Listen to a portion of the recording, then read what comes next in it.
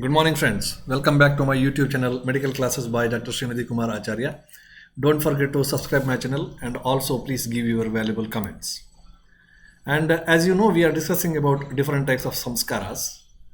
And continuing with the series of samskaras which is mentioned in Ayurvedic classics and also Hindu religious books, today we will have one more very important samskara which is called as Karna Vedana Samskara, or it is also called as Karna Vyadhana Samskara. Now, the procedure of Karna Vedana Samskara has got the scientific and as well as the religious importance in India. Okay, so this is practiced as one of the essential procedures in the infantile care in India. Okay, Karna Vedana Samskara is performed to each and every kid, irrespective of the religion, with the different beliefs and also with the different understanding. Okay, so timings may differ in different parts of the country and also according to the different religions, but irrespective of all the religions, this samskara has been practiced by one or the other way. Anyway, so what is mentioned in the Ayurveda is it is rakshartham and abhushanartham. Karna Vedana samskara should be done for the two important purposes. One is raksha, another one is abhushanartham. Rakshartha means for the protection of the baby from different external hazards and also different external infections, etc. And abhushanartham means for the decoration purpose, okay, for wearing the different ornaments. So this is meantime it also fulfills the intention to decorate the baby by wearing the different ornaments. Now these are the references which are available in the classics. That is Raksha Bhushanam Nimittam Balasya Karnoho Vidyate. That is for the Raksha purpose and also for the Abhushana purpose. In case of infants, we have to go for Karna Vedana. Te Shashtau Masi Saptame Vaha Shukla Pakshe Prashasteshu. So this should be done either in the 6th month or either in the 6th month during the time of Shukla Paksha, Prashasteshu, Titi Karana Mahurta Nakshatreshu, by looking at the good Titi, Nakshatra, etc. Krita Mangala Swasti Vachanam, by doing some of the religious activities. Then Kumara At Angam Va Kumaram Upavesham Balak Kridanakehe. Pralobhyaha Abhi Satvanyahan Bishagha Mahastehet Krishya Karna Devakrute Chidre. So these details are explained how this Karna Vedana Samskara should be performed and at what site it should be done, when it should be done, and what are the precautions that has to be taken, and what should be the position of the patient, the child, what should be the position of the physician who is doing the Karna Vedana Samskara. So everything has been explained in detail in our classics, especially Kashyap Samhita and Ashtanga Sangra explains in detail. So we will see that one by one. These are some of the classical references which is available. And this is also a classical reference. See, one of the Hindu religious books, that Parashara Grihya Sutra, it says that Karna Vedana Samskara should be done on the Tritiya month, Tritiya or Panchameva. Okay, so Sthanehe Vyadhanam Rudinam Na Ugragadi Sambhavam. So we will see all these things in detail. So as for the classics, the best time indicated for Karna Vedana Samskara is 6th month, 7th month and 8th month. That is according to Ashtanga Sangraha and also Kashyap Samhita. Whereas according to the Parashara, it is 3 to 5 years. Now, so as I mentioned earlier, the main intention is to provide the protection against the Graha Rogas. Okay, so this is very clearly told that Graha Rogas, therefore Rakshartham, and also for the decoration purpose. These are the two important purposes. Now here when I say Graha Rogas, so Karna Vedana Samskara will go into help to prevent the Graha Rogas. That suggests different types of infections. Okay, microorganism infections, different types of microorganism infection. It is quite useful. Another important intention is a decoration purpose. Now, in all the above mentioned month, maybe in the 6th, 7th or 8th month, so what we have to do is, on an auspicious day of Shukla Paksha, after performing the prayer, oblation, homa, bali, swasti vachana, mangala karma, etc., this procedure should be performed. Okay, now how this has to be performed? Child is made to sit comfortably on the thighs of the mother, okay, or the wet nurse. Then physician should hold the ear of the child, that is right ear in case of male child and left ear in case of female child, by the left hand. Okay, right for male, left for female. That has again got some of the religious aspects are there, traditional aspects are there. Okay, because whole Indian philosophy that attributes the right side to the male and left side for the female. Okay, the concept of ardhangini. Okay, so right side for the male and left side for the female. So that has been there in the classics itself. Okay, Indian philosophy from the beginning part itself explains this concept. We will see that in another class. Okay, physician should hold the ear of the child, that is right ear in case of the male child and left ear in case of the female child, by the left hand. Now meanwhile, by his right hand, physician's right hand, he has to pierce the ear lobule straightly through the Daivakrita chidra. Okay, in the ear lobule there is a chidra or a small hole is present, a natural hole is present, that is called as natural orifice in the ear lobule, and that is called as Daivakrita chidra, and through that Daivakrita chidra the physician has to pierce the needle. So Daivakrita chidra is nothing but it is a natural orifice, and how to identify this Daivakrita chidra in the ear lobule? It's very simple. A hole which is superficially covered by the thin skin layer, and by holding it in the direction of the sunlight, the rays pass through the hole with the trans-illuminating effect. This is how the classics say that how to identify the Daivakrita chidra. If you just stretch the ear lobule and hold that against the sunlight, then sun rays will pass through that natural orifice. Okay, this is actually there is an orifice which is covered superficial by the thin layer of the skin, so the sun rays will going to pass through it. This is something like trans-illumination effects. Okay, the light will going to pass, so that helps to identify the exact position of a Daivakrita chidra. Now this is where it is situated. This is actually situated in the center of the base of the ear. What classic says is Madhyatoho Karna Pitasya. This particular Daivakrita chidra is present Madhyato Karna Pitasya, that is in the middle or center of the Karna Pita, that is base of the ear. So therefore this is slightly towards the angle of the mandible, and this is covered by the siras. This is what classic says, that the exact area where we have to go into pierce should be Madhyato Karna Pitasya. Madhyato Karna Pitasya, it should be done. So where this Madhyato Karna Pitasya, that refers to the base of the ear. Base of the ear in the present day we usually say it is a mastoid part of the ear. Okay, so slightly towards the angle of the mandible, in the mastoid part of the ear, we have to go into pierce, and this is also having certain siras. There's a certain vein, certain nerves, etc. are present there. So we should be very careful. Okay, so now perfect pricking will not cause any problem or any pain and bleeding, etc. But imperfect piercing may lead to so many complications that we will see in the next class. Okay, so instrument used here for the piercing purpose is needle. In case of the thin skin, if the skin is very thin, then you can go for the needle, and it should be ara. In case of thick skin, ara refers to the needle of the shoemaker, what he used. Okay, so that is in case of thick skin. If it is thin skin, simple needle is sufficient. So in the right ear is first pierced for the boys, while for the female babies it is a left ear which has to be first pierced, and a mark has to be done by the red color ink or something like that. That is called as alaktaka. Okay, so after piercing that area you have to make a mark by using alaktaka. That is nothing but for the pointing purpose. Okay, for the identification purpose.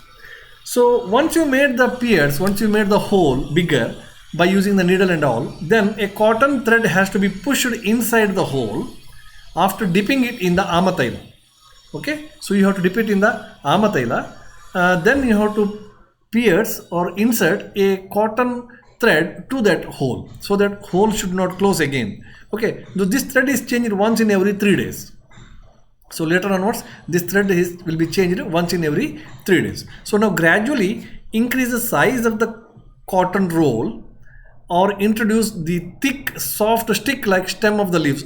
So as the day passes, when the whole size goes on increasing, now gradually you have to replace the cotton thread by some other soft venules of the leaves or some other soft materials. Okay, so this helps in increasing the size of the hole.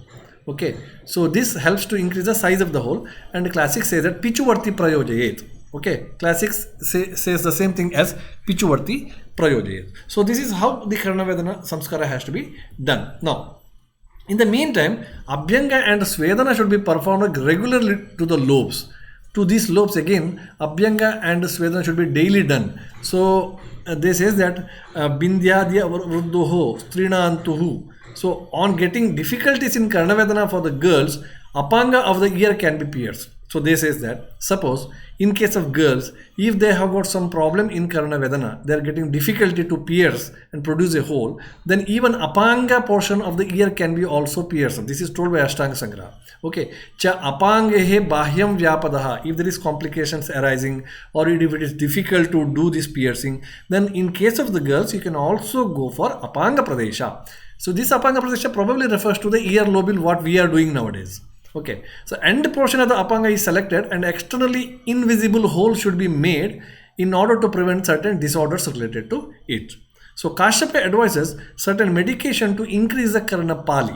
Suppose the ear lobule is very short or improperly formed or it is incomplete, aplasia, etc. is there, then Kashyapa advises that certain medication to increase the Karna Pali can be given when it is very small or narrow, and later when the ear lobe grows to a normal size, the Karna Vedana procedure can be again done. Suppose if the ear lobule is not completely formed, now we cannot go for Karna Vedana there. There Kashyapa says first you increase the Karna lobe.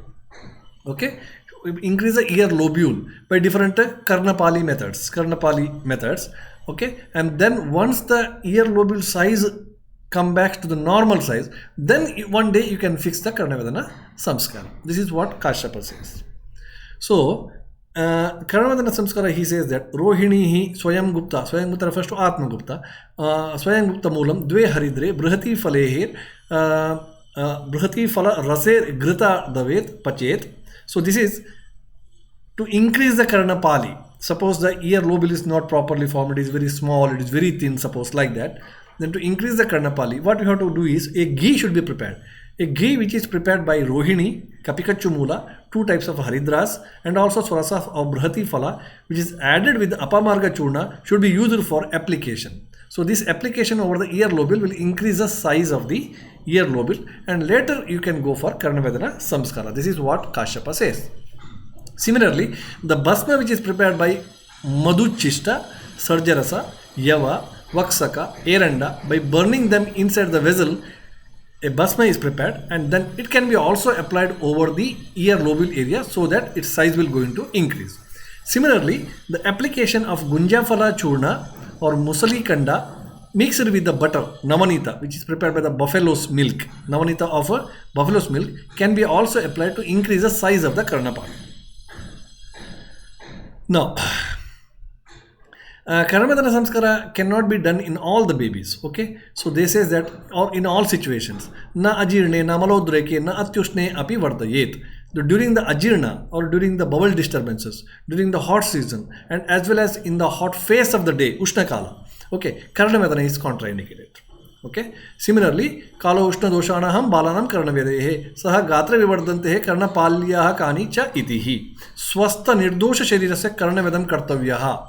The child who is looking normal, looking healthy, nirdosha, there is no any doshas, shwarirasya karnavedam kartavya. There only we have to go for karnavedana. So therefore again it suggests that samskara should not be done for all the babies. Samskara should be done, conducted only for the normal babies. Here also he says that karnavedana samskara should be only done in the normal, good looking, healthy babies. Okay, if the baby is having some problem, samskaras are not indicated. This is true for all the samskaras. Now, complications of asamyak Karnavedana. Suppose if you do the complication Karnavedana in an improper way, so what are all the complications which can arise? So that has been explained under the concept of asamyak Karnavedana complications. Okay, so we will see that these are the references given from Sushruta and as well as yes, both the references are from the Sushruta. Okay, so tatra ajnanena yaduchayaha viddhastu siraju. Suppose if the person who is doing Karnavedana samskara, physician, he is not a skillful person, he is not an expert person, there is every chance that he can go into damage the siras which is present in the Karnamula Pradesha. Okay, Sirajuhu, Kalika, Marmarika, Lohitaka. 3 important siras are present in the Karnamula Pradesha, like Kalika, Marmarika, Lohitaka, etc. And by mistake, if it is get damaged, then there will be lot of complications. Okay, so that we will see. If injuries to the kalika takes place, then it leads to complications like jwara, daha, shwayatu and vedana. Okay. In case of injury to the marmarika, it leads to the problems like or complications like jwara, vedana, lymph node. Injury to marmarika, it leads to jwara, vedana, lymph node involvement like mandibular lymph nodes or cervical lymph nodes, etc. Whereas injury to lohitaka is more dangerous. If there is injury to lohitaka, it leads to some of the central nervous system disorders, complications like infections and meningeal irritation as mentioned below. Okay, see, a kalika and marmarika, so they will cause pain and inflammatory pathologies, and then jwara, etc. and some sort of swelling, etc. Whereas injury to lohitaka, it is quite dangerous and it will going to cause central, that is, infection will going to spread to the central nervous system very directly. Okay, so this leads to some of the symptoms of meningeal irritations as mentioned below. What are they? Manyasthamba, neck stiffness will be there, and apatanaka, convulsive episodes may be there, or sirograha, that is headache due to increased intracranial pressure or some other problems. So that means direct central nervous system complications will be there by the injury to lohitaka. Okay, another important complication is Karna shula. Karna shula can also occur, pain in the ear, middle ear infections. Many times improperly done this Karna vedana may lead to middle ear infections. Okay, so there are also manyasthamba, apatanaka, shirograha, Karna shula. So these are all the complications of a lohitaka sira. Okay, so we have 4 important complications of lohitaka sira abhigata. Okay, so they are manyasthamba, apatanaka, shirograha and Karna shula. Okay, so these are all indicative of a central nervous system involvement. Another important complication is local spread of inflammation. Local spread of inflammation. Shonita bahuttvena vedanaah cha anya deshiyah vruddhimitihi janiyat nirupadratayaha tadvesha viddhamitihi. So we will see what is that local spread of the inflammation. The wound which is created by Karna vedana can lead to the inflammation of the local area with the pain if it is abnormally performed, like shotha and samramba.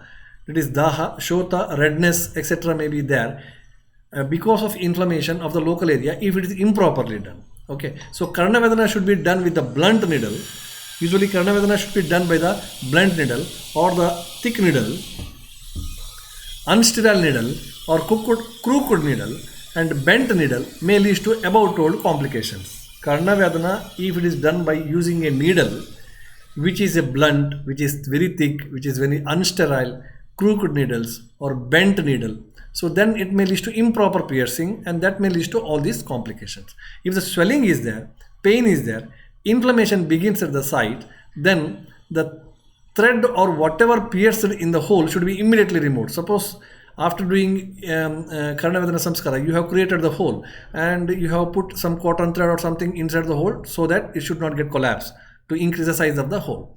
Now suppose if the signs of inflammation starts, immediately you have to remove that particular thread or any other material which is kept there. Otherwise it will going to further increase the inflammation. So wound should be applied with a paste of yesti, erandamula, etc. Okay, the paste prepared by yesti madhu and erandamula should be prepared, or yesti, erandamula, then yava and kila, which is mixed with the ghee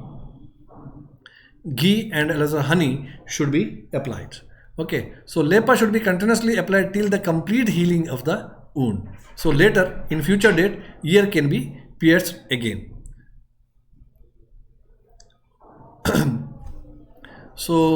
So with this we complete the first part of Swarna Prashana. In the next class again we will continue the further portions of Swarna Prashana. Thank you very much.